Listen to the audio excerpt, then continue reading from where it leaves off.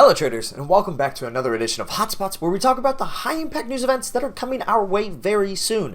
That way we don't get caught off guard while we're trading. In today's video, we'll be discussing the dates of October 25th through October 28th, that is Wednesday through Saturday. Beginning with Wednesday, we'll find ourselves with early on news at 4 a.m. Eastern Time out of Germany. Then at 10 and 11 a.m. Eastern Time, we'll have high-impact news out of Canada.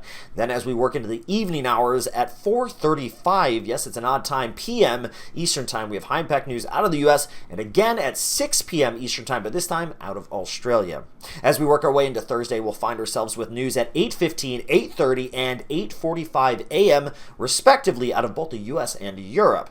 Then as we get into Friday, we're going to find news at 8:30 and 10 a.m. respectively out of the US, and that's really it for the whole day of notable value. And then finally, on Saturday, there is a daylight savings time shift that is occurring in Europe at 10 p.m. Eastern. Have a good one, and I'll see you in the next one.